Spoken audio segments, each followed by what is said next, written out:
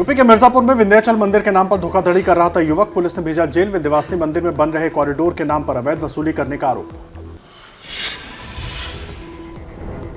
UP के बागपत में सांप की हुई 13वीं। ग्रामीणों ने सांप की आत्मा की शांति के लिए किया यज्ञ। सांप की तस्वीर पर चढ़ाए फूल। सांप की हत्या के आरोप में युवक जेल में बंद। सांप का करवाया गया था पोस्टमार्टम। यूपी के शाहजहांपुर में अनजान बीमारी से एक ही परिवार के 8 लोग बीमार। डॉक्टर्स के लिए पहली बनी बीमारी। मरीजों का काला पड़ने लगा है शरीर। स्वास्थ्य विभाग की टीम जांच में जुटी। यूपी के खतौली में आजाद समाज पार्टी के अध्यक्ष चंद्रशेखर और आरएलडी विधायक मदन भैया के काफिले पर पथराव। गाड़ियों में की तोड़फोड़। गांव में धन्यवाद सभा करने पहुंचे थे दोनों नेता। यूपी के रायबरेली में एक निजी समारोह में हर्ष फायरिंग। 2 लोगों को लगी गोली। अस्पताल में भर्ती। महराजगंज थाना इलाके का मामला। पुलिस कर रही है जांच। कृषि से हर दिन, हर महीने, हर साल, इतना ही नहीं आपके रिटायरमेंट के लिए भी पैसे कमाना है? फिर देरी किस बात की? फ्रीडम ऐप को अब भी डाउनलोड कीजिए।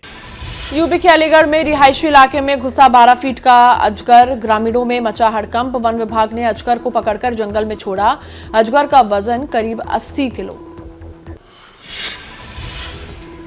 मौनी अमावस्या के मौके पर आज सुबह से ही बनारस के घाटों पर लग रहा है श्रद्धालुओं का जमावड़ा। लोग गंगा में पवित्र डुबकी लगाकर गरीबों को कर रहे हैं दान। गोरखपुर में मौनी अमावस्या स्नान को लेकर श्रद्धालुओं की भारी भीड़। माघ मेले में श्रद्धालुओं को लाने ले जाने के लिए 470 बसों की व्यवस्था। माघ मेले में बड़ी संख्या में पहुंच रहे हैं श्रद्धालु। यूपी के लखीमपुर खीरी में 2 पक्षों में विवाद सुलझाने गए कुछ पुलिस वालों को लोगों ने पीटा। हमलावरों पर पिस्तौल छीनने का भी आरोप है। और अब देख लेते हैं अन्य राज्यों से जुड़ी कुछ और अहम खबरें 9 सेकंड न्यूज में। बंगाल से चलने वाली वंदे भारत एक्सप्रेस पर फिर पथराव। बिहार के कटिहार स्टेशन के पास हुए पथराव में डिब्बे का एक शीशा टूटा। आरपीएफ अधिकारियों ने शुरू की जांच। बेंगलुरु में दिल दहलाने वाली घटना। कार हादसे के बाद एक शख्स को बोनट पर कई किलोमीटर तक घसीटा गया। 4 आरोपी गिरफ्तार। बिहार के मधेपुरा में जाप नेता अभिषेक सिंह की दिन दहाड़े गोली मारकर हत्या। दुर्गापुर चौक के पास बदमाश गोली मारकर हुए फरार। पुलिस जांच में जुटी।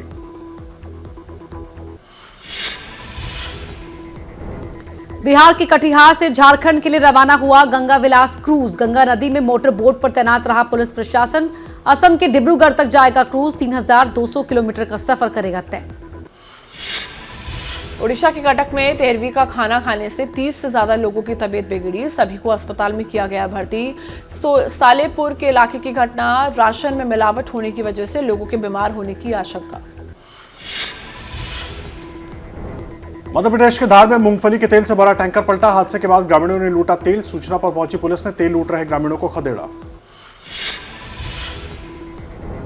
जम्मू कश्मीर के टीटवाल में 24 मार्च को एलओसी पर शारदा मंदिर में होगी मूर्ति की स्थापना। शारदा समिति बचाओ कश्मीर 24 जनवरी से बेंगलोर से शारदा मूर्ति लेकर करेगी यात्रा शुरू। हरियाणा के यमुनानगर में गन्ना के समर्थन मूल्य बढ़ाने की मांग को लेकर किसानों का प्रदर्शन। भारतीय किसान यूनियन ने शुगर मिलों पर जड़ा ताला।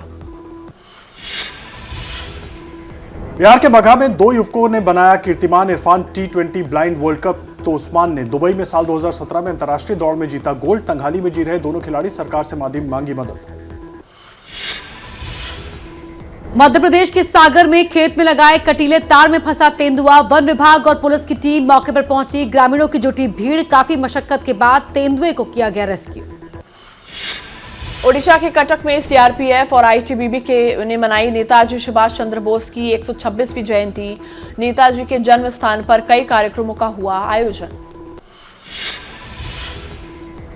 राजस्थान के उदयपुर में पुलिस ने चलाया विशेष अभियान। साइबर सेल की मदद से ढूंढ निकाले गुमशुदा और चोरी हुए 133 मोबाइल फोन। लोगों को वापस लौटाए गए उनके फोन।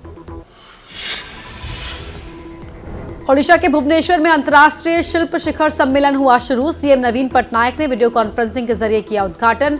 दुनिया भर के 15 देशों के कलाकार ले रहे हैं हिस्सा। हरियाणा के पलवल में होटल में कमरा न मिलने पर हथियारबंद बदमाशों ने की फायरिंग। ईंट और पत्थरों से होटल में की तोड़फोड़। वारदात का सीसीटीवी फुटेज में आया सामने वीडियो। 3 बदमाशों के खिलाफ केस दर्ज। और अब देख लीजिए चुनावी हलचल से जुड़ी खबरें 9 सेकंड न्यूज में।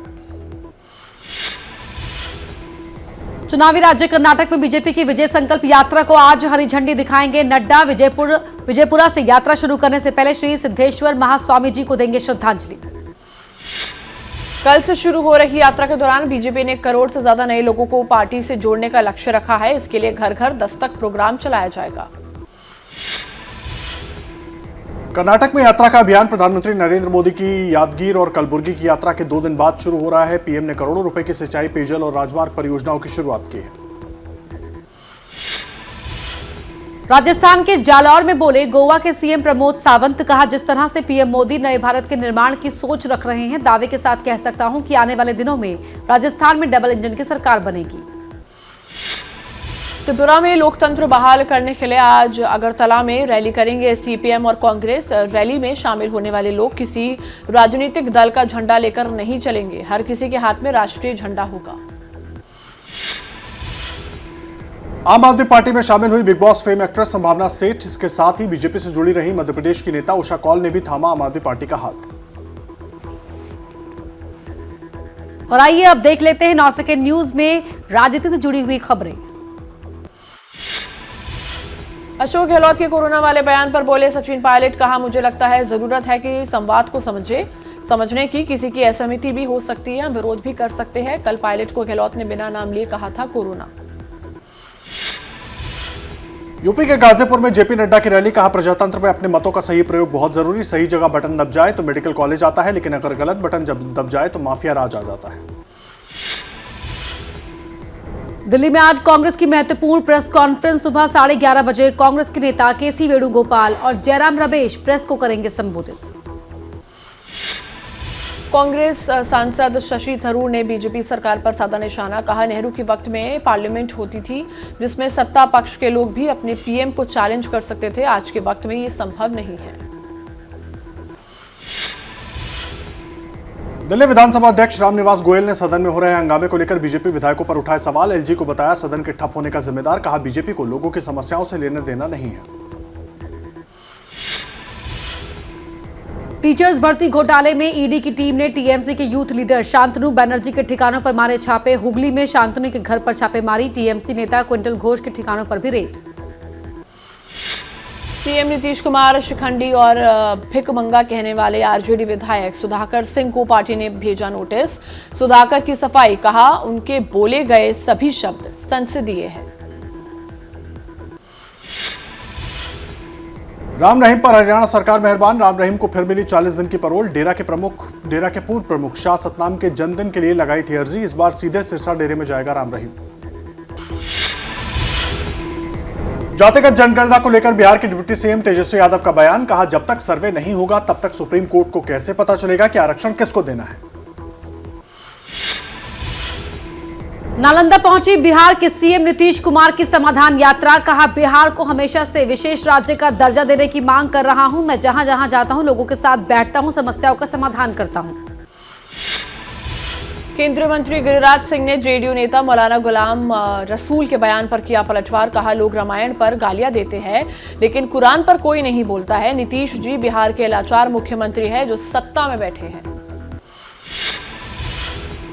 जेडीयू नेता गुलाम रसूल बलियावी ने कहा, अब मुसलमान सेक्युलर दलों के बहकावे में नहीं आएंगे। मुस्लिम सेफ्टी कानून बनाने की मांग की। अगर पैगंबर मोहम्मद की इज्जत पर कोई हाथ डालेगा तो उस पर देशद्रोह का मुकदमा चलना चाहिए। पड़ोसी मुल्क पाकिस्तान की आर्थिक कंगाली पर रक्षा मंत्री राजनाथ सिंह का बयान। कहा, चाहे पीओके हो या पाकिस्तान हो, वहां की जनता सुखी रहे। हम पूरी दुनिया के लोगों को परिवार का सदस्य मानते हैं। बीजेपी विधायक हिरन चैटर्जी के टीएमसी में वापस लौटने की अटकलें तेज। वायरल तस्वीर में हिरन टीएमसी के दफ्तर में पश्चिम मिदनापुर के पर्यवेक्षक अजीत मैथी के साथ दिख रहे हैं। 10 जनवरी की बताई जा रही है तस्वीर। आम आदमी पार्टी के मंत्री सत्येंद्र जैन के खिलाफ एक और बड़ा आरोप। दिल्ली पुलिस के मुताबिक सीसीटीवी लगाने वाली एक फर्म ने सत्येंद्र जैन पर 7 करोड़ की घूस लेने का आरोप लगाया। 16 करोड़ की पेनल्टी हटाने के लिए घूस देने का दावा। अयोध्या दौरे पर यूपी के डिप्टी सीएम। कहा, जिस तरह से प्रधानमंत्री नरेंद्र मोदी ने 8 सालों में काम किया है उससे दुनिया में भारत की साख बढ़ी है। ब्रिटेन जैसे बड़े राष्ट्र को भी पछाड़ दिया है। यूपी में मदरसों में पढ़ने वाले गैर मुस्लिम बच्चों का दूसरे स्कूल में एडमिशन कराने के मुद्दे ने पकड़ा तूल। राष्ट्रीय बाल अधिकार संरक्षण आयोग ने मदरसा बोर्ड के फैसले को कहा मूर्खतापूर्ण। राष्ट्रीय बाल अधिकार संरक्षण आयोग ने सभी राज्यों को मदरसों के गैर मुस्लिम बच्चों की जांच के लिए दिए थे निर्देश। यूपी मदरसा बोर्ड ने जांच से किया इनकार, कहा नहीं कराएंगे ऐसी कोई जांच। कृषि से हर दिन, हर महीने, हर साल, इतना ही नहीं आपके रिटायरमेंट के लिए भी पैसे कमाना है। फिर देरी किस बात की? फ्रीडम ऐप को अब भी डाउनलोड कीजिए।